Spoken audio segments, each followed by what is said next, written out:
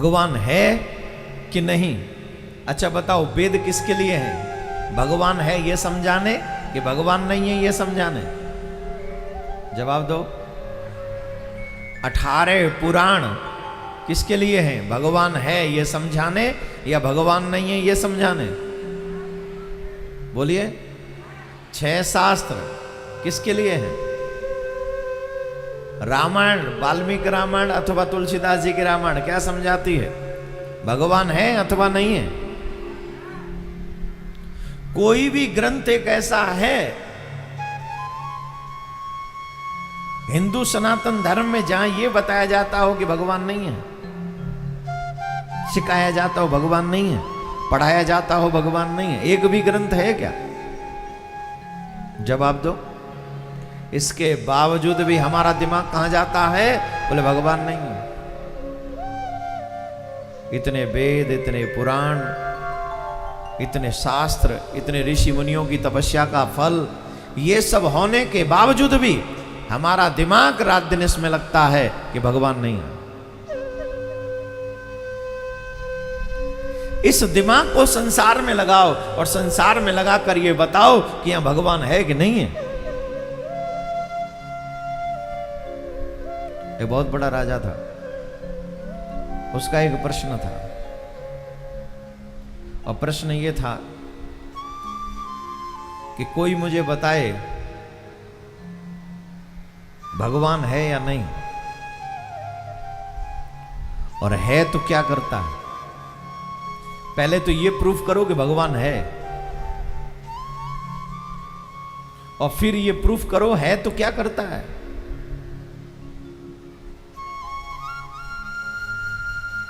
एक मस्त मलंग फकीर उस राजा के वाक्य को सुनकर उस राजा के पास में गए। राजा ने पूछा,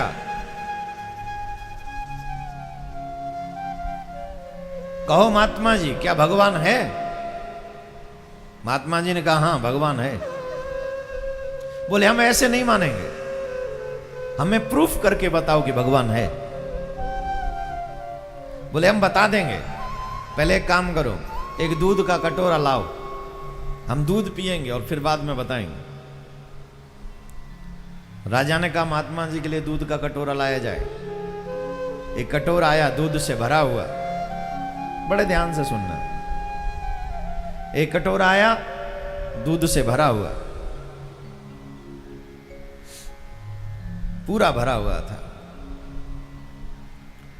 महात्मा जी उस दूध के कटोरे में उंगली घुमाने लगे। राजा ने पूछा क्या कर रहे हो बाबा? दूध पीना है तो पी लो। बोले मैं इस दूध में घी को ढूंढ रहा हूं, सोच रहा हूं दूध पीने से पहले घी खा लूं,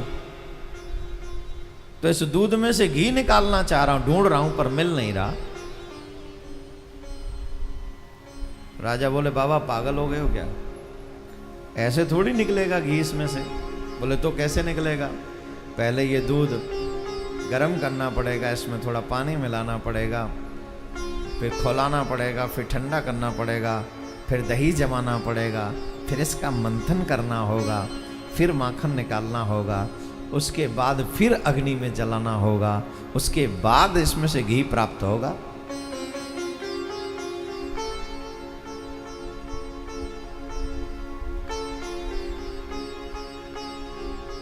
ये सच है कि इस दूध में ही घी है, पर यह भी सच है कि ऐसे दिखेगा नहीं। उसके लिए एक प्रयास है, उसके लिए एक वे है, रास्ता है, उस रास्ते पे चलना पड़े। वो मार्ग पे चलोगे तो घी प्राप्त होगा। महात्मा जी ने कहा तुम भगवान से मिलना चाहते हो? तुम कहते हो भगवान नहीं क्योंकि दिखता नहीं। तुम्हारे आगे उदाहरण है दूध का। इस दूध में घी तो है पर दिख नहीं रहा, एक प्रोसेस है, वो करोगे तो दूध में से घी निकलेगा। वैसे ही संसार एक दूध की तरह है और परमात्मा इस दूध रूपी संसार में घी के समान है, और जो उस प्रोसेस को प्राप्त करता है उसी को इस संसार रूपी दूध में से भगवान रूपी घी प्राप्त होता है। ज्ञान की अग्नि हो, श्रद्धा की दही जमे, विचारों का मंथन हो, तब जाकर कृष्ण रूपी घी तुम्हें प्राप्त होगा। ऐसे थोड़ी घी प्राप्त हो जाएगा। ये पर सच यही है कि दूध में घी है, लेकिन बिना प्रोसेस के घी प्राप्त नहीं होगा। तो ये सच है कि कण कण में कृष्ण समाया है, इसमें नो डाउट, कोई संदेह करने की वजह नहीं है कि भगवान नहीं है। भगवान है। सर्वम खलविदम ब्रह्म ईशावास्यमिदं सर्वम, सर्वम कृष्णमयम जगत। रामायण कह रही है हरि व्यापक सर्वत्र समाना।